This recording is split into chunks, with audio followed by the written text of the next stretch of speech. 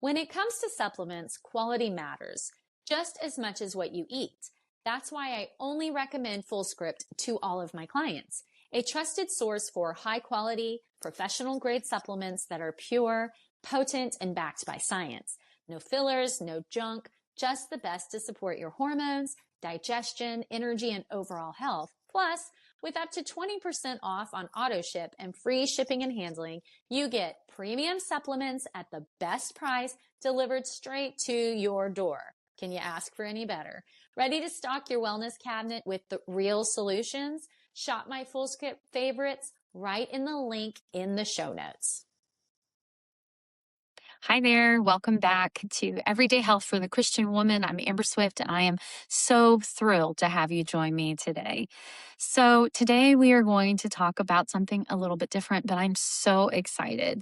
So, you're working on your health journey. You're working on getting to the root of that high anxiety, the low energy, the hormonal imbalance, the digestive struggles.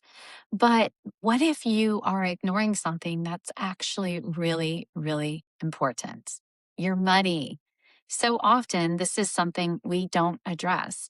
But what if you're avoiding looking at your bank account or your bank app? Because every time you open it, you feel that low level anxiety. You begin to feel like your digestion is a little more just kind of messed up. I've been there. I get it. And so today we are talking about the connection between money, anxiety, and your health, and how to move from that high anxiety and pressure and overwhelm to peace and confidence. So today I am so excited. I'm joined by Melinda Chapman. She is a Christian money and life coach, and she is the founder of Chapman Financial Coaching. She helps women create sustainable, life giving systems so that they can finally experience peace and joy and confidence in their finances. And guess what? Your body and your health will follow. So lean in, remove all those distractions, and listen in on my conversation with Melinda Chapman. Melinda, thank you so much for being here today with me. Thank you for having me, Amber. It is good to be here. Yes. No. Well, let's just hop right into it. So, first, go ahead and introduce yourself to the listeners. Tell us a little bit about you. And then I want to know why you went into the money coaching space. There's a reason. I want to hear it. So, I am Melinda. I live on a small farm in Jonesboro, Tennessee, the oldest town in Tennessee. And I don't have any per se farm animals. We let our neighbors do the farming around us and use our land, but we're in that stage where no, just because I can doesn't mean I should. Yes. I've got been married to my husband for 36 years in May, and this makes 40 years this year since we met and started dating. And then we have two grown adult kids. One just recently passed her medical boards as a physician assistant, and the other one has one more year of aerospace engineering. So busy mom. Yes, And yes. Okay, I do have to say something. You are living my dream because that's actually what we're looking for is a small piece of property in Tennessee. oh, So you're sweet. like literally living like what we're looking and praying and hoping for. So I love it. Yeah. I love it. So you will often see me post videos of my neighbor's donkey, which comes right up to almost to the side of my house. We have her spoiled. We buy her carrots and cut up apples and take to her. But we have also watched them like out at in 10 degrees or 90 degrees trying to take care of the animals. And my husband's close to retirement. And it's like, just because we can doesn't mean we should right now. Like, it doesn't seem like that's the season. We've done all the things when our kids were growing up, had the chickens and the rabbits and had the organic garden and done all the gardening and put away enough food for a year at a time with our garden. We did all of that as they were growing up. And I'm just not there right now. And I'm not saying, like I've still got all my canning equipment and all of that. Not saying I'll never do it again. I'll never say never. That'll come to Yeah. bite me. But it just Yes. doesn't feel like the season right now. Yeah. definitely. I love how you said just because we can doesn't mean we should. And that is Oh, I've had to actually, learn that lesson so much. yes, that is such a good just saying to remind us all because as busy women, we can just say yes to everything, even if Mhm, it's not God's best for us. So I would mhm. love to hear what kind of led you into this money coaching, life coaching. Like, I want to hear this story. So I want to be the coach that I needed. I want to be the woman that another woman feels comfortable talking to, that feels comfortable sharing her story, sharing her pain, sharing her weaknesses in how she's managing money because I needed that back in the 90s and back in the early 2000s. Early in the 90s, probably somewhere around 94, 93, 94, I started listening to Larry Burkett. Yes. And I would listen to him on my way home from work every day. He had a lot of good points. My husband and I were making good money. We didn't have consumer debt, but we didn't have savings. Like we didn't have an emergency fund and I thought all those people are making bad decisions. Like they're making decisions with their money that why? And then fast forward, so we were a dual income. We were married 11 years before our daughter was born. And so we were Mm. making really good money just doing our thing. We'd both been told we wouldn't have children. And then the Lord decided to bless us with our daughter in June of I 2001. love it.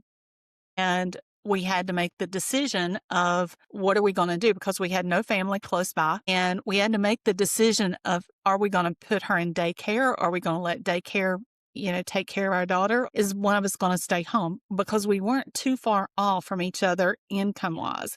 And I was carrying the benefits.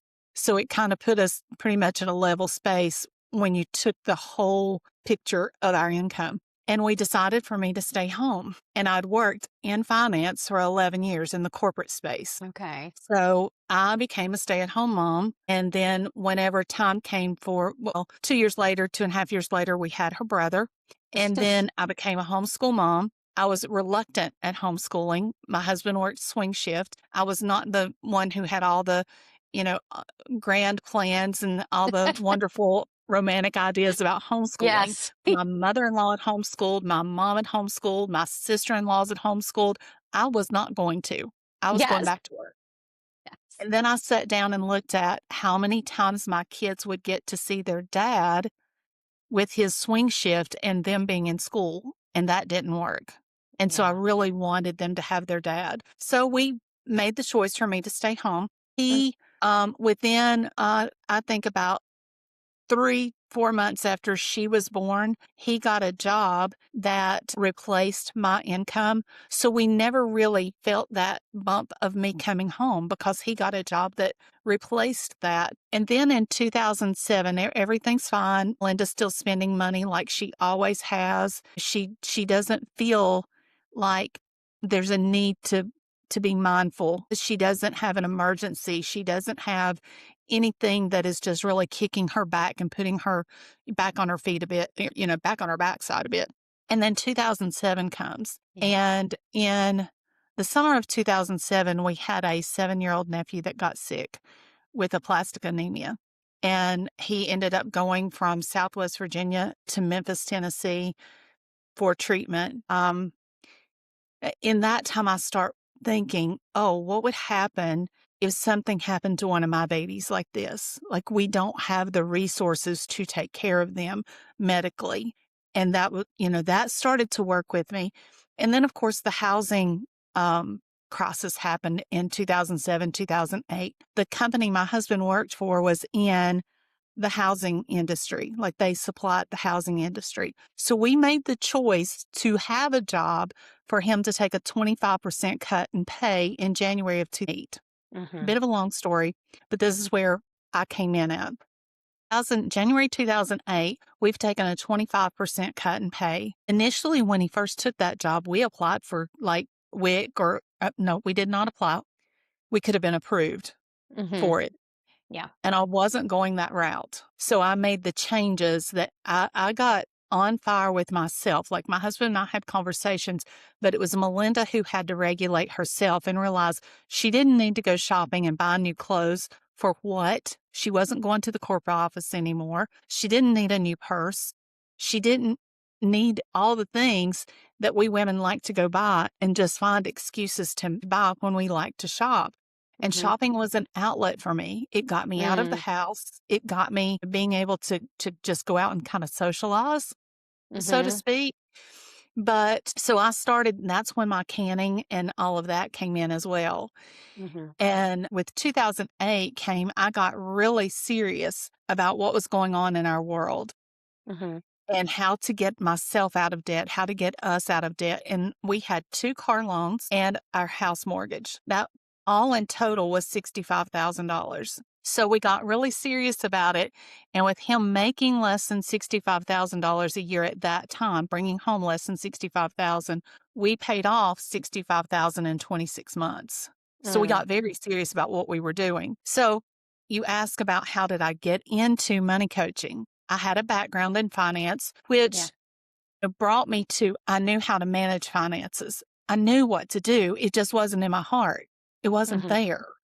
Mhm. So when my daughter was graduating high school in 2019, I had a friend call me and say, "You need to figure out what you're doing, Mhm. what you're going to do once your kids graduate." So we started looking at it. I still wanted to be able to be home while my Mhm. kids were in college.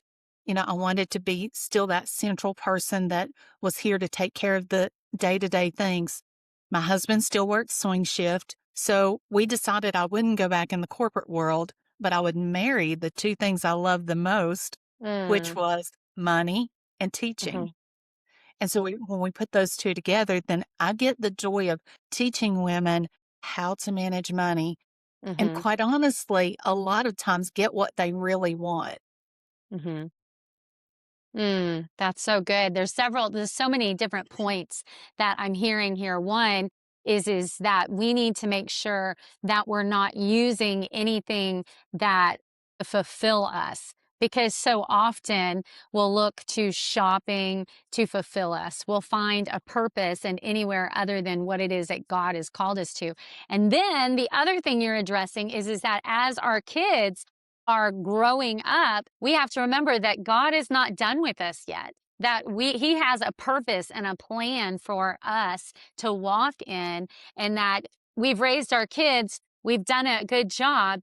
Now what? And so often, so many women do struggle with the now what. And so I love what you were talking about, that regulating. Like, you have to regulate yourself. It does begin with you and yourself.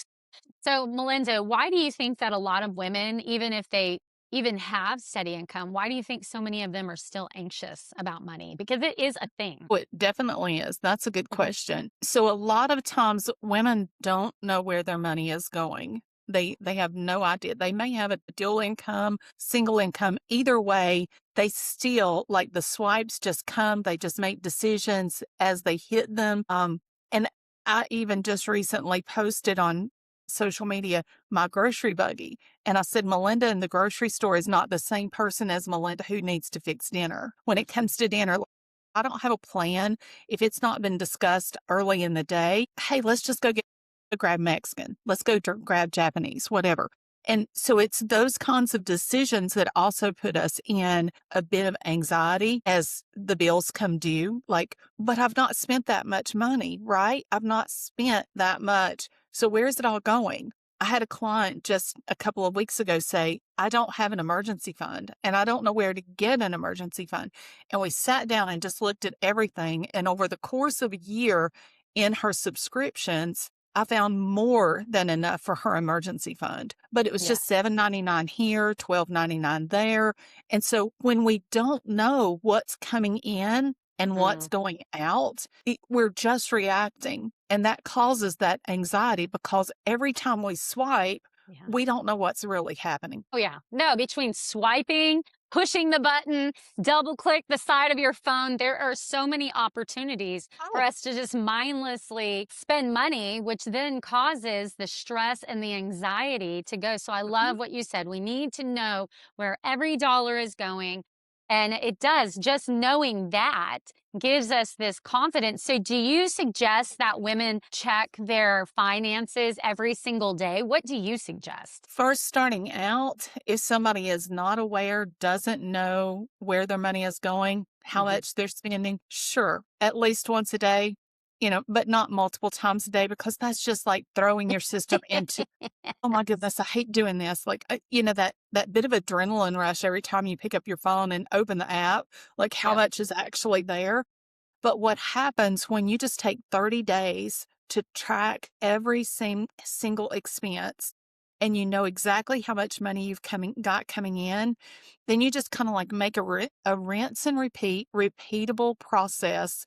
And you can honestly do it once a week. And then it's like setting whenever you use a planner and you're putting in your planner, okay, I've got this meeting, Yeah. throughout the week. It's the same thing with your expenses. Okay, the water bill's coming out, the electric bill's coming out, and you plan for those, and you know that, oh, I can't go spend $100 dining out this week because the electric bill is more important than me going to the, local steakhouse. Yeah. No, it's so true. That's good. That's good. So, how much when you work with women in this process, how much do you really see that the money stress? Is it really about numbers, or is it that constant, like what you were just mentioning, always having to think about it, that mental load? Really and truly, if I had to say, you've probably heard it said, and I believe that it's true, it's 80% mindset, 20% money. You Hmm. know, the same thing for my husband and I back in 2008, 2009. When we were getting out of debt, it was more of Melinda saying, do I really need this? Like, and something that a single mom said to me back in the 90s that has always stayed with me is she would say, I think about how long I had to work to actually be able to buy this. And so it was more of me regulating myself and the women that I work with, often regulating, do I really need this? It's not so much about the numbers as it is, do I need to take that trip? Do I really need to go to Starbucks every day?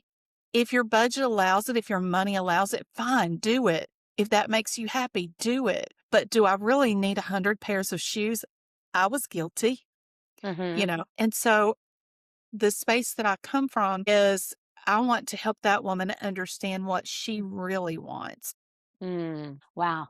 You can help them get to the root with their finances. Like, what is it she really wants? And what have you found most of the time when because we live in a culture of the self-care culture, right? Mhm. Everything self-care, which is important, but Yes. the things that you mentioned, going and getting a new outfit, going and getting that extra pair of shoes, going out to Starbucks and getting that, $9 drink. So, what do you find that most of the time, what is it that they actually really want? They want to lay down at night and go to sleep and not wake up at 3 o'clock in the morning and wonder, do I have enough Yes. money in the bank account to pay the mortgage? Yes, yes, it's so true. So, I mean, we have to get off of scrolling and comparing where everywhere you look, there's, women who are saying, you need this, you should try this, go and do this, and then you will be happy. But I love what you just said. You said they want to be able to pay their mortgage. Right. I love Yep. it. So simple.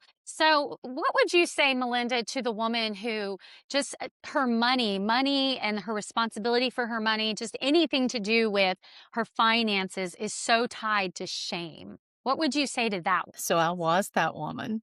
Mm. And in the 1990s and the early 2000s, I commonly had, $100 plus purse, which would probably be equivalent to a $300 or dollar more purse nowadays, Yes. and maybe not even have $20 in there and not have an Mhm. emergency fund. We were just living paycheck to paycheck. On the outside, I looked like I had it all together.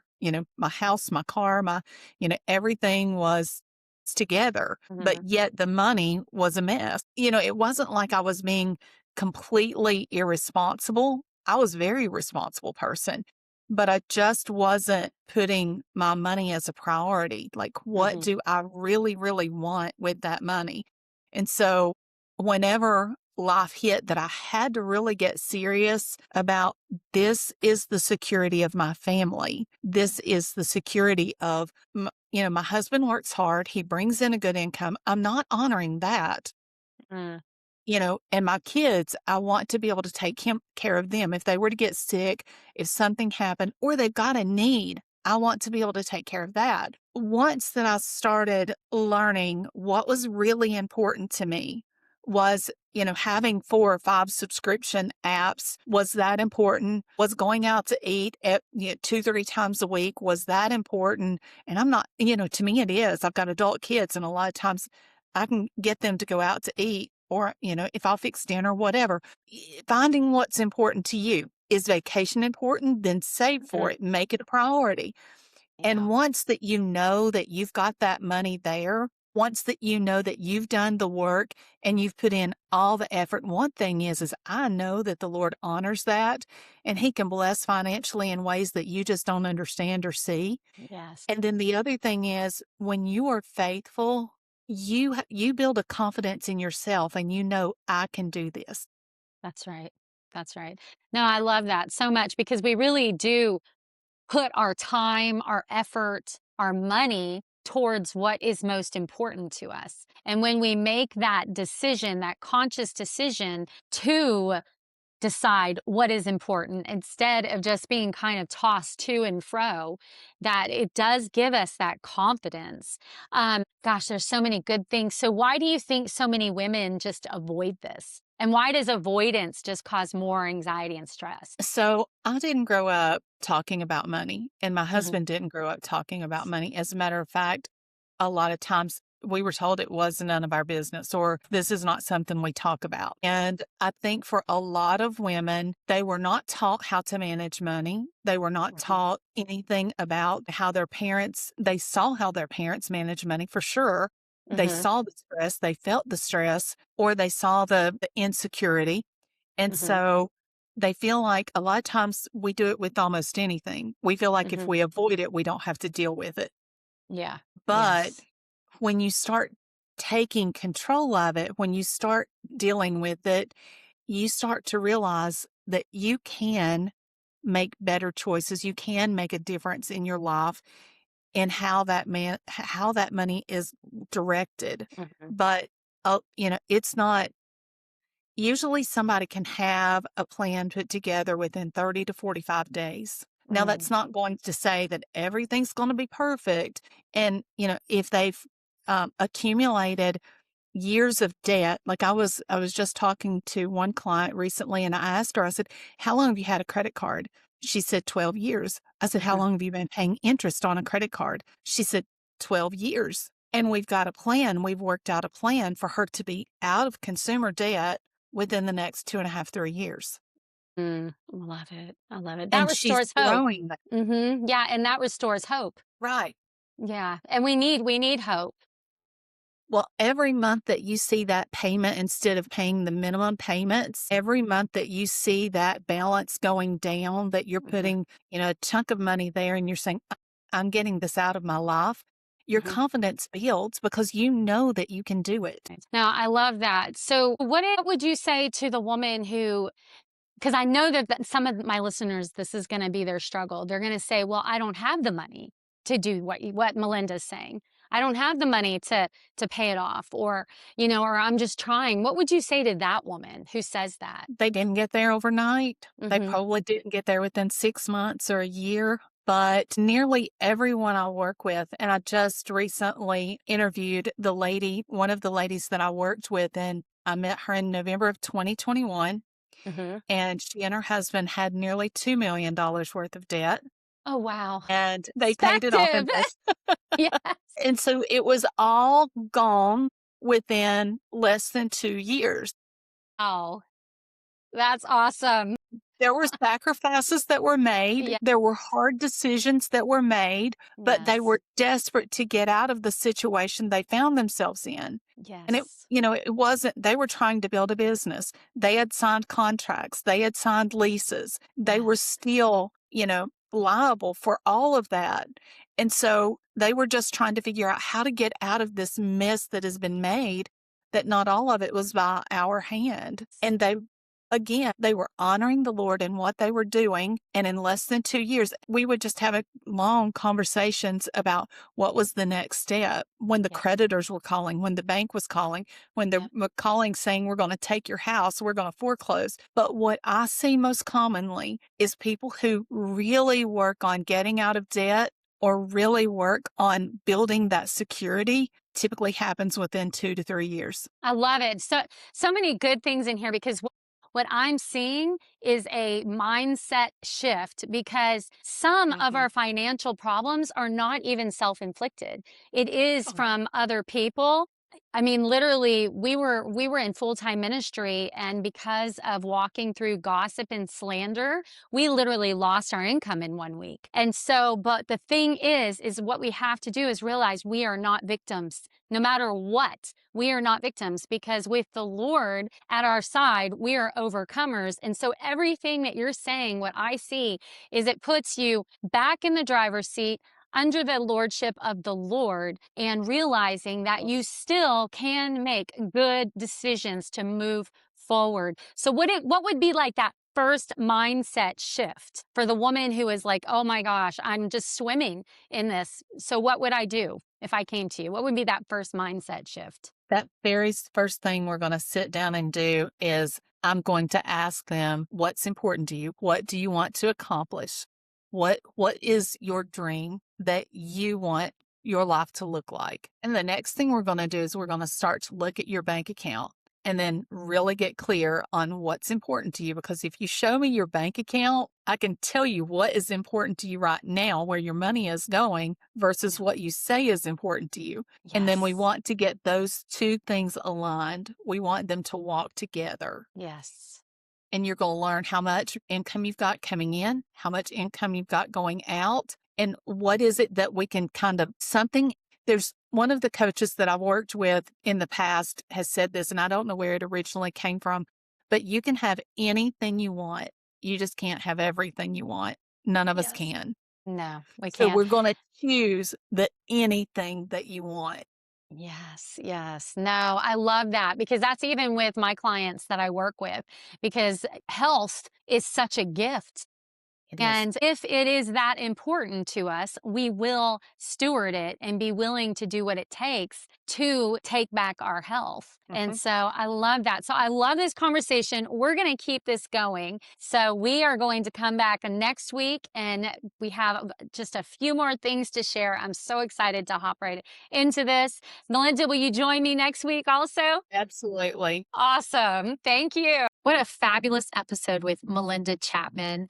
If you enjoyed this episode as much as I did, please leave a review for us. Please share it with a friend. If you are watching it on YouTube, hit the little bell, and that way you will be alerted to more episodes as they come out. And Melinda has so graciously offered a 15-minute money review. So go ahead and grab the link. And if you are finding that you are struggling with high anxiety, low energy, hormone imbalance, digestive struggles, go ahead and follow the link, because I have created a workshop just for you to help you take the next step in feeling like yourself again.